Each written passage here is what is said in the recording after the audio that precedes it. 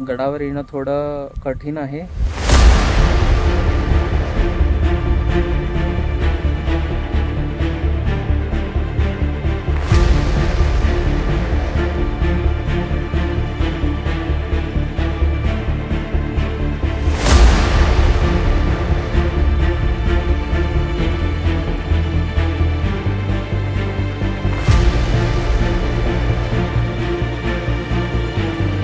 कसं जो भेटल त्या वाटेनं चालत होतो आम्ही। 3.25 तास वर चढत होतो, नुसतं धबधबा होता, धबधब्यातनं वर चढत होतो।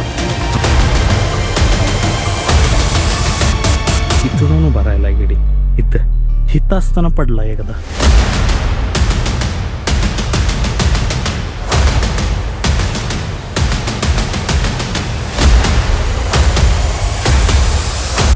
थोडी सगळी कसरत करून आपण फायनली पोहोचलेलो आहे।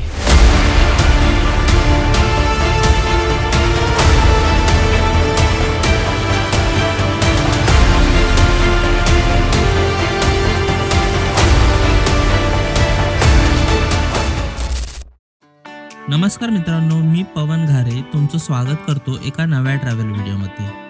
मित्रांनो, आज आपण चाललोय पुण्यातल्या मुळशी तालुक्यात असलेल्या व एकोले या गावात असणाऱ्या ऐतिहासिक अशा घनगडावर। आणि आज आपल्या सोबतीला आहे गौरव गायकवाड।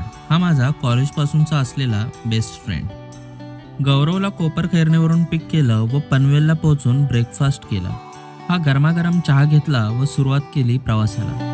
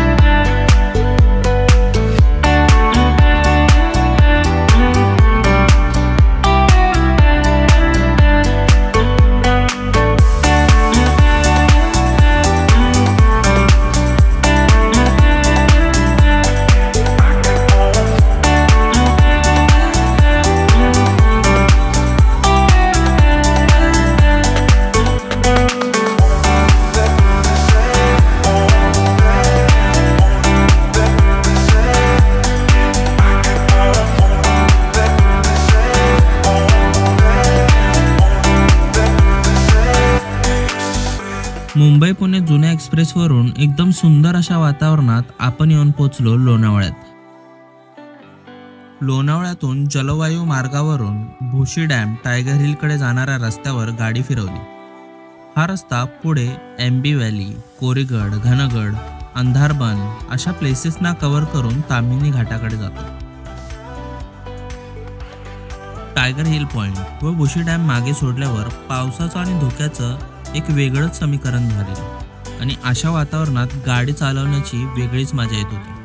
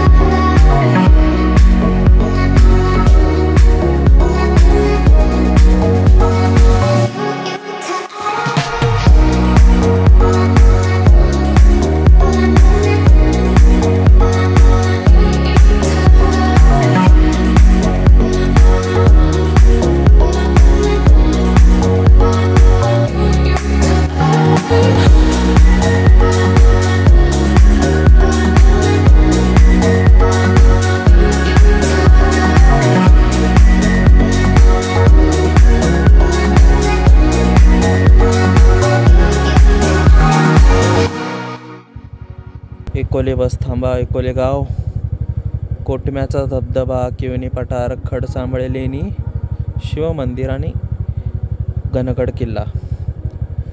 चला,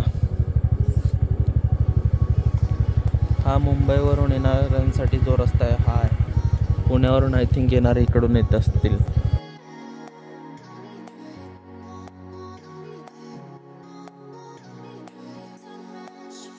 गुगल मॅप्सच्या साहाय्याने रस्ता फॉलो करत करत आम्ही कोरीगड आणि तैलबाईला क्रॉस केलं.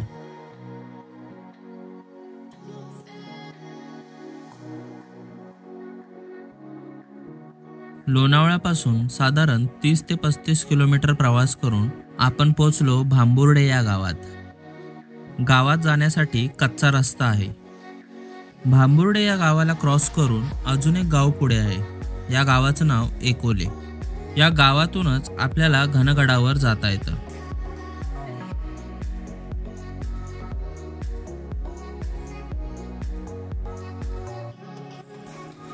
तिथे जवळच गाडी पार्क केली आणि तयार झालो घनगडाच्या ट्रेकला.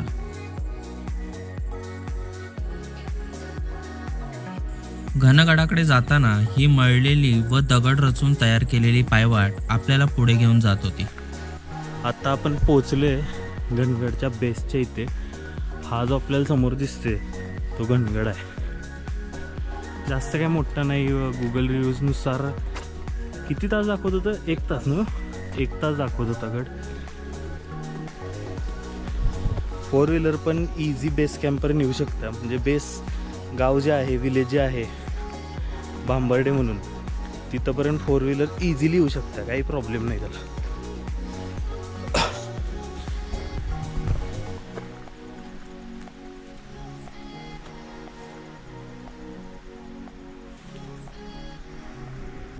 घनगड हा तसा अंदाजे 350 वर्ष जुना गड. त्यामुळे या गडाचे संरक्षण करण्याचे काम शिवाजी ट्रेल ग्रुप या संस्थेने गावकऱ्यांच्या मदतीने केलेले आहे. लोणावळ्यापासून 30 ते 35 किलोमीटरवर असणारा हा गड पुण्यापासून 100 किलोमीटर तर मुंबईपासून 120 ते 130 किलोमीटर लांब आहे. येथे येण्यासाठी STची सुविधा आहे, पण स्वतःची गाडी घेऊन आलात तर उत्तमच. लास्ट टाइम मी आणि पवन आणि आमचा ग्रुप एका ट्रेकला गेलेलो. काय तर आम्हाला कुणालाच लोकेशन माहीत नव्हती ट्रेकची. आम्ही चाललेलो माणिकगडला. कुठून चालू ते काही माहीत नाही. आम्ही पोचलो त्याच्या खालच्या तिथल्या गावात, जे की गावाचं नाव होतं, काय गाव नाव होतं? ठाकूरवाडी ना. मग त्या गावात पोचलो. म्हटलं तिथून ट्रेकला सुरुवात होत्या. तिथल्या माणसांना विचारलं. माणसांनी सांगितलं इथून अशी सुरुवात होत्या. मग गेलो आम्ही चालत. सुरुवात होत्या म्हणल्यावर. आणि आम्हाला रोड माहीत नव्हता. मेन म्हणजे कसं जो भेटल त्या वाटेनं चालत होतो आम्ही. 2.25 तास वर चढत होतो. नुसतं धबधबा होता, धबधब्यातनं वर चढतो. तरी आम्हाला काय वाट सापडली नाही. शेवटी परत हाय तिथनं मागं फिरलो. त्यावेळी तो हरिश्चंद्रगडचा जो एक इन्सिडेंट झाला ना, तो लेटेस्ट होता. त्यामुळे लई भीती वाटत होती. म्हटलं मागं फिरण्यात अर्थ आहे. पण घनगड इझी आहे. म्हणजे घनगडचा रोड वगैरे कळायला काय अवघड नाही आहे. गुगल मॅपला जरी टाकलं तरी गावापर्यंतचा रोड येतोय. आणि गावापासून पुढं मग त्यांनी हे केलेत, मार्किंग केलेत. गडाच्या दिशेने चालत असताना थोडंसं पुढे चालल्यावरच हे घनेश्वर महादेव मंदिर दृष्टीस आलं.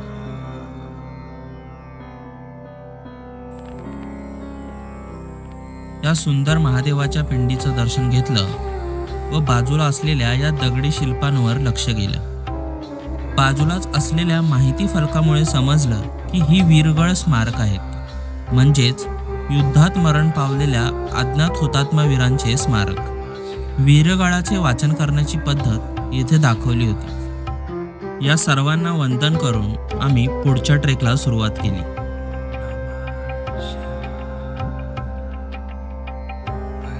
आजूबाजूला दाट झाडं, शेवाळ्यांनी भरलेली मोठी दगडं आणि पावसामुळे झालेला हा ओला रस्ता खूप सुंदर वाटत होता.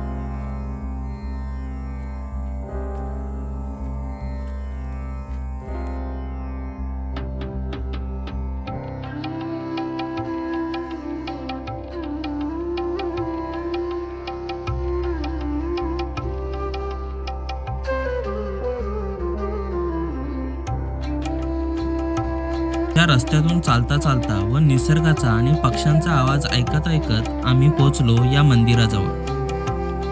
हे गारजाई मातेचं मंदिर आहे. मंदिर तसं साधंच आहे आणि मंदिराबाहेर या उंच दीपमाळा तसेच काही शिलालेख आहेत. मंदिराच्या बाजूनेच गडाकडे जाण्यासाठी वाट आहे व येथेच गडाची माहिती व इतिहास लिहिलेला बोर्ड आपल्याला पाहायला भेटतो. छत्रपती शिवाजी महाराजांनी मुघलांसोबत केलेल्या पुरंदरच्या तहामध्ये या घनगडाचा सुद्धा समावेश होता. छत्रपतींच्या मृत्यूनंतर तो पुन्हा मुघली आक्रमणातून मुघलांकडे गेला. मुघलांकडून पुन्हा तो पेशवाईंकडे आला. पेशवाईकडून पुन्हा तो पोर्तुगीजांकडे गेला. अशा अनेक परकीय आणि स्वकीय आक्रमणांचा घनगड साक्षीदार आहे. शेवटी इंग्रजांकडून कोरीगडावर हल्ला झाला तेव्हा घनगड राखण्यासाठी कोणतीही लढाई झाली नाही. पेशवाईच्या काळात घनगडाचा वापर कैदी ठेवण्यासाठी तसेच आजूबाजूच्या प्रदेशावर नजर ठेवण्यासाठी होत असे. बघता बघता आम्ही गडाच्या मुख्य प्रवेशद्वाराजवळ येऊन पोहोचलो. येथे आपल्याला भली मोठी खिंड पाहायला भेटते व हे रचलेले दगड जे पाहताच अंगावर काटाच येतो.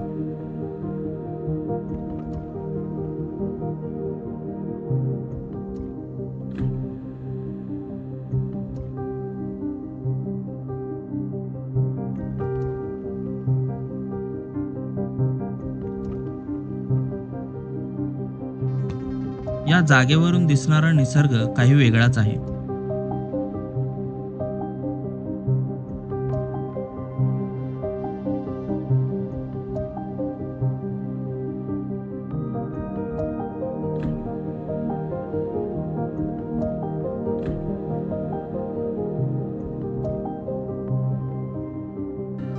ते सेफ ठिकाण आहे, ते सेफ आहे. हे बघा, हे पण तुम्हाला दिसू शकते किती सेफ आहे. आता मग अशी 2 पोरं इथं जाऊन उभा राहिला गेली. इथं तो हिथं असताना पडला एकदा पडलाय त्या साईडला, ग्रीप नाही सोडला आणि इथं उभा राहून फोटो काढायला लागलाय.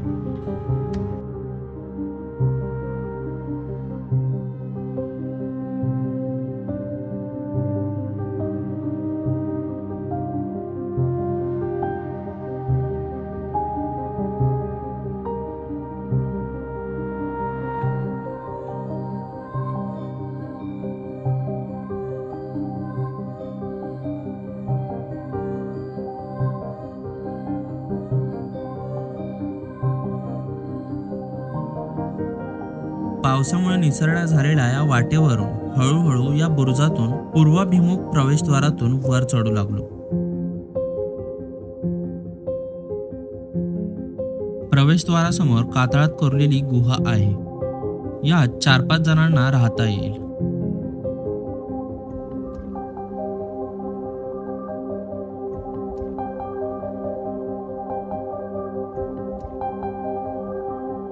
प्रवेशद्वारातून आत आल्यावर डाव्या बाजूस एक प्रचंड मोठा खडक वरच्या कातळातून निसटून खाली आलेला आहे.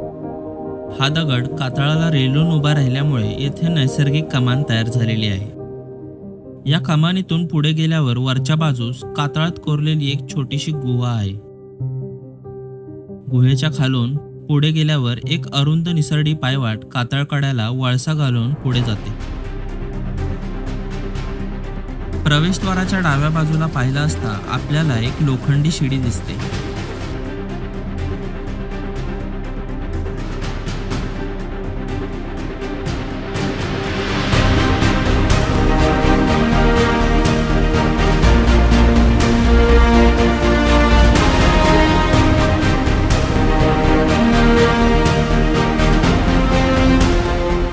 शिडीच्या शेवटच्या पायरी समोरच कातळात कोरलेला टाका आहे. शिडी चढून वर गेल्यावर लोखंडी दोरीच्या साहाय्याने कड्याच्या त्या निमुळत्या जागेवरून पुढे जात असताना अंगात धडकी भरते.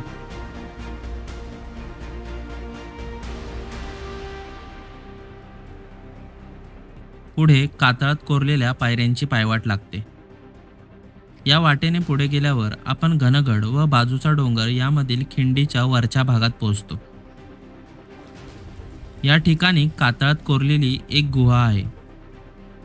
पायवाटेवर येऊन 10-12 पायऱ्यात चढून गेल्यावर उजव्या बाजूला कातळात कोरलेली गुहा दिसते. गुहेच्या पुढे पाण्याची 4 कोरलेली टाका आहे.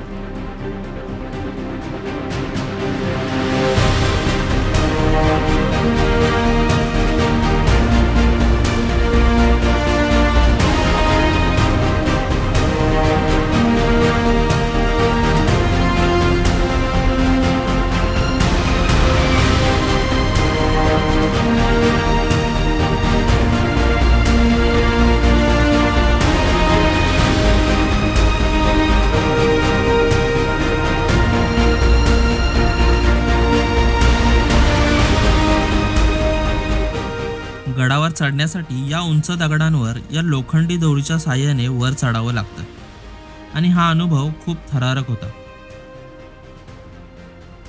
वर चढून पावसाच्या पाण्यामुळे निसरड्या झालेल्या वाटेवरून व मोठ्या दगडांवरून चढाई करून अगदी रोमांचक वाटत होतं. थोडे पुढे चालून या बुरुजांच्या मध्ये असलेल्या प्रवेशद्वारातून आत आलो. एवढी सगळी कसरत करून आपण फायनली पोहोचलेलो आहे गडाच्या वरती. हा आहे दरवाजा.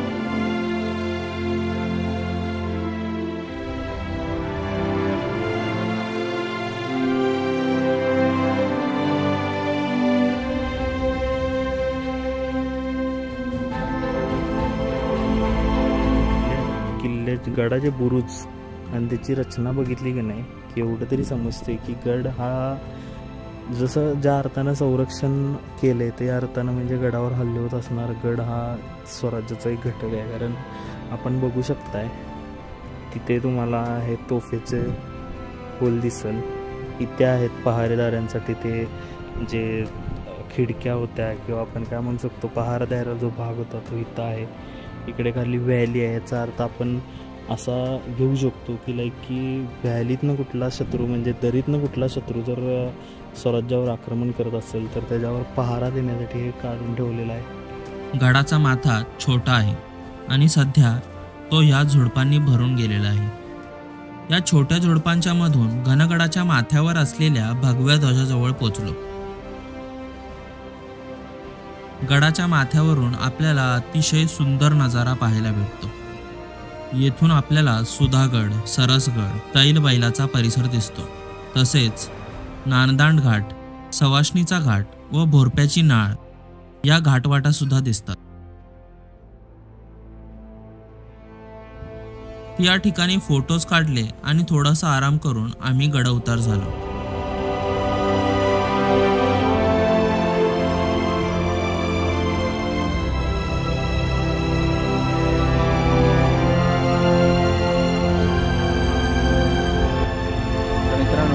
आपला घनगड बघून झालेला आहे. घनगडावरून आपल्याला सुधागड, सरसगड आणि तैलबैला आणि एकोली व्हॅलीचं दृश्य पाहायला मिळतं. आजूबाजूचा परिसर पण पाहायला भेटतो आणि हे हिरवगार आता पावसामुळे हिरवगार झालं आहे त्यामुळे आत्ता वातावरण खूप छान दिसतं आणि निसर्गसुद्धा खूप छान दिसतो आहे. गडावर येणं थोडं कठीण आहे पण योग्य ती काळजी घेतल्यास गडावर सुखरूप येता येतं. पण आता जातानाही तेवढीच काळजी घेऊन आपल्याला खाली जायचं आहे आणि खाली गेल्यावर मग आपण बोलू कारण आत्ता परत शूट करून जाणं पॉसिबल नाही होणार. Let's see.